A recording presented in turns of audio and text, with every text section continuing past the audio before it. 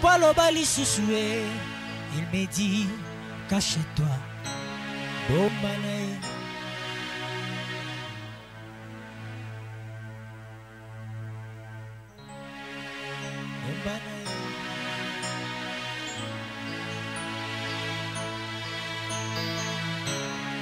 Une personne sans référence, un bon matin devient une légende. La mesana nangate koebanae. Les courtes prières en public et le résultat sont magnifiques. C'est que le langai koumelana lo samboy. Il m'appelle. Bien-aimés dans le Seigneur, nous bénissons le nom de Dieu, un Dieu puissant, un Dieu bon, un Dieu extraordinaire. Voilà pourquoi je l'acclame. Il mérite mes acclamations, il mérite tes acclamations, il mérite notre adoration, il mérite notre louange, il mérite nos actions de grâce. Il est l'étoile brillante du matin, il est Alpha et l'Oméga, il est le rocher des âges. Moi j'aime l'appeler agneau immolé, il est la manne cachée, nul n'est comme lui. Les gens qui se sont nommés de Dieu sont morts, mais lui vit. C'est lui qui nous a fait, nous a créés, qui est comme lui personne. Jéhovah Sabaoth, l'Éternel des armées, Jéhovah Nissi, Jéhovah Rapha. Il guérit chaque jour et il guérit toute maladie. Il restaure les aveugles, il redresse les paralytiques.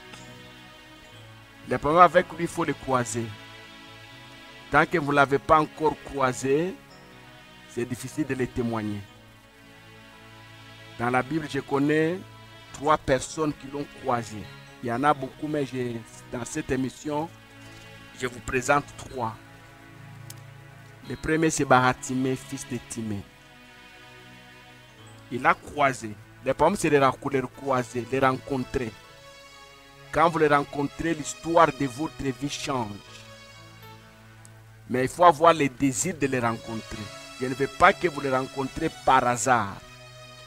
Et le souci de les rencontrer. Il était l'aveugle né, c'est Baratimée. Mais quand il a croisé Christ, il a crié. Il n'est pas resté calme, il a crié. Oh Jésus, fils de David, aie pitié de moi. Et Jésus lui a posé la question, que veux-tu que je fasse pour toi? Et Baratimée dit que je recouvre la vie. Il a vu. Son histoire a changé tellement, complètement changé. La deuxième personne, c'est cette prostituée qu'il a rencontrée chez Simon. Non, bien-aimé dans le Seigneur, cette femme a lavé les pieds de Jésus avec ses larmes. Et il a essuyé avec sa chevelure. Le problème, c'est le croiser. Et je prie que vous puissiez le croiser. Dans votre bureau, croisez Christ. Dans votre famille, croisez Christ. Dans votre pays, croisez Christ. Il faut les rencontrer. Quand elle est entrée, cette femme chez Simon, les gens ont commencé à murmurer, à chuchoter. Mais Jésus a mis un terme à leur raconteur. Écoutez, les calomnies des gens vont s'arrêter quand il va rencontrer Christ. Il va changer ton histoire, il va changer l'histoire de plusieurs. Et ce que j'aime, c'est la déclaration de Christ. Il dit, partout l'évangile sera prêché. On parlera de cette femme. C'est pourquoi je parle d'elle aujourd'hui.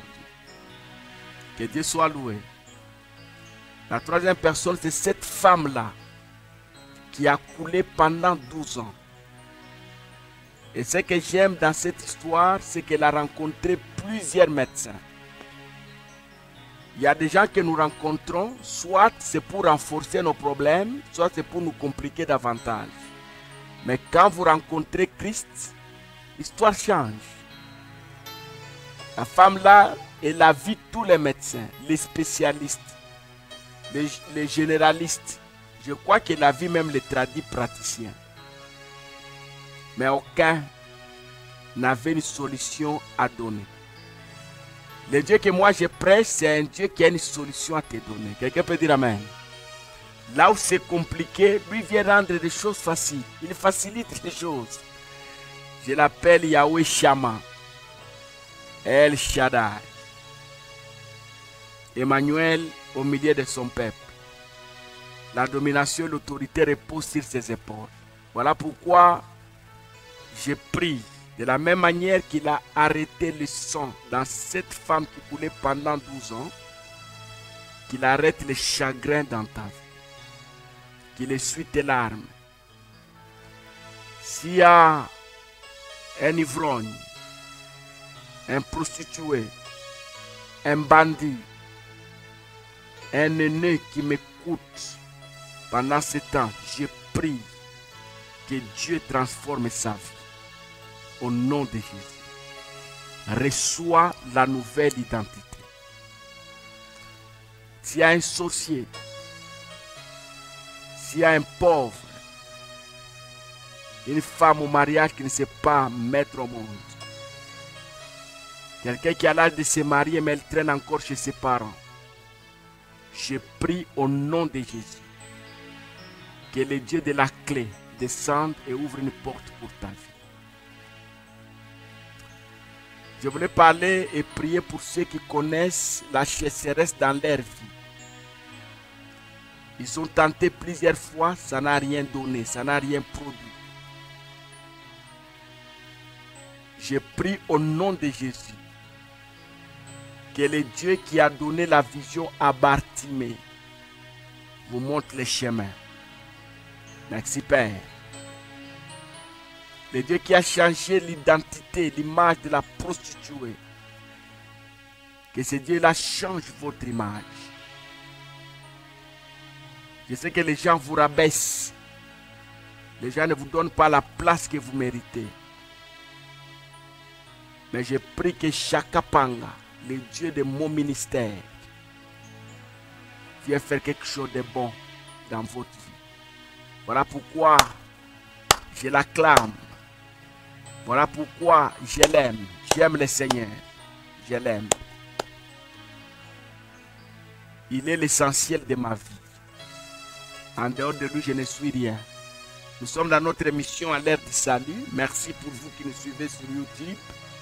Merci pour vos réactions. J'ai aimé. Vous avez commencé à réagir. Ça me fait du bien.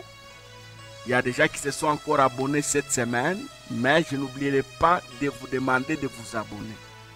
Abonnez-vous, c'est facile. Il faut avoir votre compte email. Et abonnez-vous. Abonnez-vous pour avoir nos prédications à temps réel.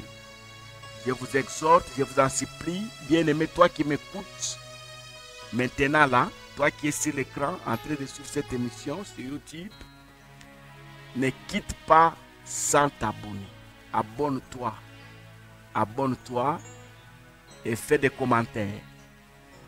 Je t'exhorte et je te demande de faire abonner tes amis, les gens qui te sont proches. D'une manière ou d'une autre, tu es influent quelque part. Il y a des gens qui te respectent. Il y a des gens qui acceptent tout ce que tu leur demandes. Fais-les abonner. J'ai dit la semaine passée, je vais revenir encore maintenant là. Soyons différents des autres. Les gens de ce monde, parfois ils partagent ce qui n'édifie pas. Moi, je t'exhorte de partager la parole du Seigneur. C'est une bénédiction pour toi. Quand tu partages ce message à quelqu'un, ça sera comme si c'est toi qui as prêché. Et la bénédiction ne t'échappera pas. Elle descendra dans tes mains. Évitons de partager des insanités. On nous envoie parfois des vidéos qui ne contribuent à rien à notre sens chrétien. Évitons de partager ces choses-là. Évitons de partager des choses qui blessent le cœur. Ça peut te réjouir toi, mais ça blesse quelqu'un d'autre. Évite de partager ça. Donne-toi la discipline. Depuis un certain temps, je ne partage que ce qui édifie. Fais comme moi. Et ce qui édifie, c'est la parole du Seigneur. Tout est utile, mais tout n'édifie pas. Alors c'est notre émission à l'heure du salut. Je vous avais déjà dit plusieurs fois que nous prêchons un salut intégral qui a deux dimensions. Première dimension, Dieu a tant aimé le monde, il a donné son Fils, afin que quiconque croit ne périsse point, mais qu'il ait la vie éternelle. Ça, c'est la première dimension. Donc, quand j'ai Christ, j'ai la vie éternelle. La deuxième dimension, Jean chapitre 10, verset 10, le Fils de Dieu est venu afin que nous ayons la vie et que nous soyons dans l'abondance. Donc, avec Jésus sur cette terre, nous menons une vie de victoire. Quelqu'un peut dire Amen? Nous menons une vie de joie. Écoutez, sur cette terre, il y a le diable qui nous combat, il y a la nature qui nous combat, il y a la haine des hommes, mais avec Christ, nous sommes plus que vainqueurs. Voilà la deuxième dimension que nous prêchons. La maladie est là, elle peut te toucher, mais elle ne va pas t'emporter si Christ ne permet pas. Les accidents sont là, les naufrages, les catastrophes sont là. Mais ça ne peut jamais t'emporter si Christ n'autorise pas. Donc ta vie à toi est en Christ. Et c'est en Christ là où il y a la victoire. J'aimerais que la patience, j'avais commencé la semaine passée, mais je suis en train de terminer aujourd'hui avec ce message. J'aimerais que la patience te rende grand. La patience. Je fais que la patience te rend exceptionnel. Lisons un peu la parole du Seigneur. Romains chapitre 12, le verset 12, je lis la parole du Seigneur. Réjouissez-vous en espérance, soyez patients dans l'affliction, persévérez dans la prière. La vie de la réussite, bien aimé dans le Seigneur, se résume en trois choses. Première chose, il faut toujours se réjouir en espérance. Espérez toujours, tel que vous êtes là, que les choses dont vous avez besoin arriveront dans votre vie. Ne vous découragez pas. Paul dit que ces trois choses donc demeurent. La foi, l'amour et l'espérance. L'espérance, la foi et l'amour. Donc, que ces trois choses demeurent. J'aimerais que vous aussi, tel que vous êtes là, même si les choses paraissaient difficiles, apprenez à vous réjouir dans l'espérance. Ça finira par changer. Ça finira par arriver. La promesse de Dieu finira par s'accomplir. Mais pour que cela s'accomplisse, évitez de murmurer. Réjouissez-vous en espérance. La foi, c'est une ferme assurance. Une démonstration des choses qu'on espère. C'est vrai, je n'ai pas, mais j'espère que j'aurai. Il faut toujours se réjouir. Paul insiste, il dit, réjouissez-vous, je vous répète, réjouissez-vous. Ça, c'est un. Deuxième chose, bien aimé dans le Seigneur, soyez patients dans l'affliction. Lorsque les mauvaises choses arrivent, lorsque les combats arrivent, vous allez expérimenter les combats dans votre vie. Les gens vont se lever contre vous sans raison. Écoutez ce que je vous dis, je vous parle en tant qu'homme de Dieu. La haine viendra à gauche, à droite. Vous allez vous poser la question, mais qu'est-ce que j'ai fait pour que les gens m'haïssent de cette manière? Les gens viendront vous combattre même là où vous êtes prioritaire. Est-ce que quelqu'un m'écoute? Vous savez, il y a des domaines là, il ne faut que vous là. Mais il y a des gens qui vont se lever pour vous malmener. Soyez patient dans l'affliction. N'abandonnez pas. Même dans votre mariage, il peut arriver que vous traversez des temps difficiles. Est-ce que quelqu'un m'écoute? L'homme ne vous écoute pas. Parfois l'homme est ivrogne. Parfois la femme est insupportable. Ne soyez pas pressés à prendre des décisions. La Bible dit, soyez patient dans l'affliction. Est-ce que quelqu'un m'écoute? Le grand crime que nous, les chrétiens, nous pouvons commettre, c'est abandonner. Beaucoup de gens ont abandonné leur bénédiction. Ils ont abandonné leur héritage. Je connais beaucoup d'enfants que Dieu voulait amener loin dans le ministère. Mais ils n'ont pas été patients dans l'affliction. Ils ont fui les combats. Les chrétiens ne fuient pas les combats. Les chrétiens fuient l'impudicité, mais ne fuient pas les combats. Les combats, bien aimés dans le Seigneur, ça fait partie du ministère. C'est le combat qui nous brise. C'est le combat qui nous taille. C'est le combat qui nous rend parfaits. Il nous perfectionne les combats. Il nous perfectionne. Et la Bible dit, soyez patients dans l'affliction. Ce n'est pas la haine des hommes qui va te faire fuir. Ce n'est pas la jalousie des hommes qui va te faire fuir. Ce n'est pas la méchanceté qui va te faire fuir. Sois patient. Écoutez, les gens diront des mensonges sur toi. Sois patient. Alléluia. Les mêmes personnes qui te pointent des doigts négatifs aujourd'hui, demain, ils changeront le langage. Mais pour arriver à cette dimension, la Bible dit, soyez patients dans l'affliction. Et la troisième des choses, la Bible dit, persévérez dans la prière. Est-ce que quelqu'un m'écoute? Persévérez dans la prière. Ne te fatigue pas dans la prière. Ne dis pas, j'ai déjà beaucoup prié, je ne vois rien. Continue à prier. Il y a un pasteur qui aimait parler toujours de la prière. Il incitait les gens à prier. Il demandait aux communautés de prier. Alors un jour, on lui a posé la question, pasteur, tu nous parles beaucoup de la prière. Dites-nous, après la prière, que devons-nous faire? Et le pasteur a répondu, après la prière, il faut encore prier. Après la prière, il faut encore prier. Et Paul dit, priez sans cesse. Et ici, on nous dit, persévérez dans la prière. Écoutez, réjouissez-vous en espérance. Je n'ai pas. Je sens que c'est sombre. Je sens les blocages. Je sens la persécution des hommes. Mais à cause de Christ, je me réjouis dans l'espérance. 2. Je suis patient dans l'affliction. C'est vrai. Les choses qu'on a dit sur moi ne sont pas vraies. Mais je suis patient. Je sais que le résultat sera grand. Je sais que je vais faire une bonne récolte. Je sais ça. Je suis patient. Alléluia. J'aimerais me marier dans la patience. Est-ce que quelqu'un m'écoute? J'aimerais bâtir l'église dans la patience. Est-ce que quelqu'un m'écoute? J'aimerais bien aimer travailler dans la patience. Que je ne sois pas pressé. Il y a beaucoup de gens qui sont pressés.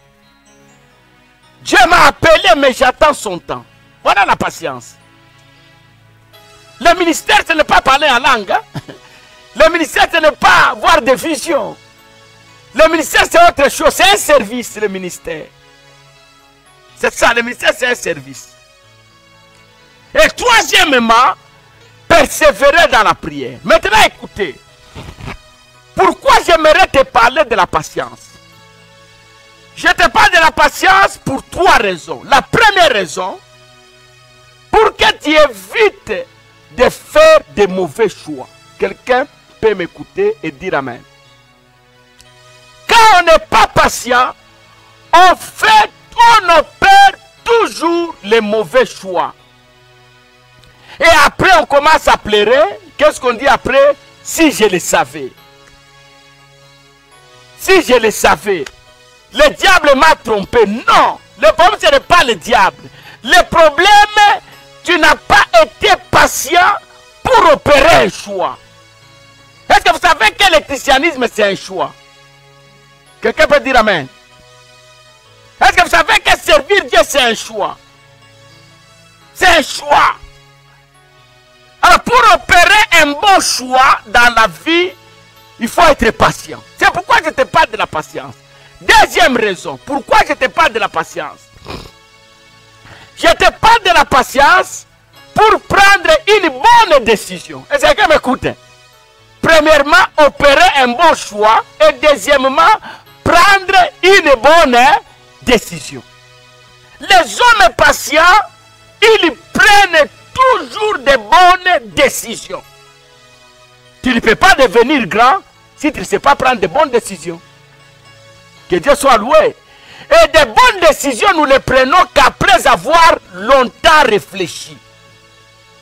Alléluia. Les bonnes décisions arrivent lorsqu'on a réfléchi. Une décision peut être mauvaise, mais tous tes collègues t'encouragent à les prendre. Quelqu'un m'écoute? Ce n'est pas parce que les gens ont adopté ta décision, ce n'est pas parce que les gens ont apprécié ta décision qu'elle est bonne. Que Dieu soit loué.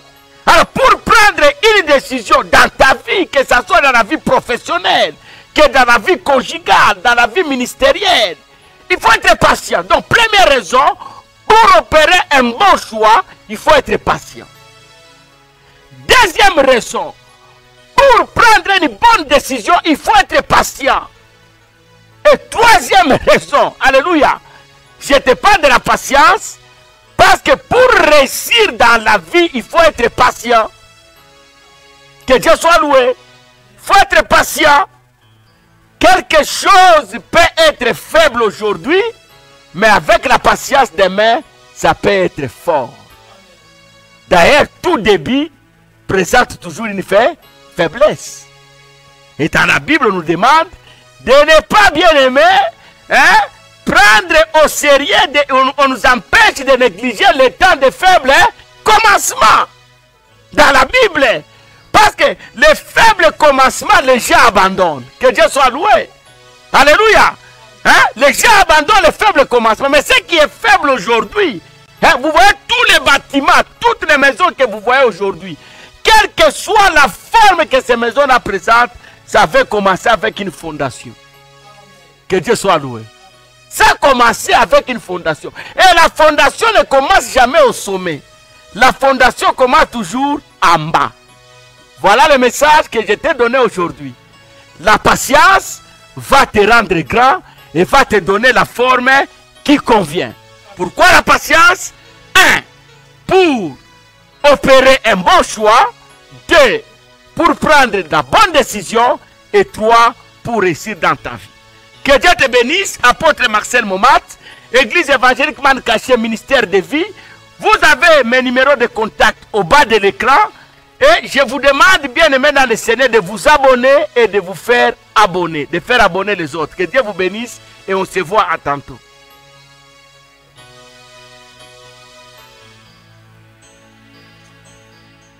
I surrender all to you. Everything I give to you, I surrender all to you. Everything I give to you.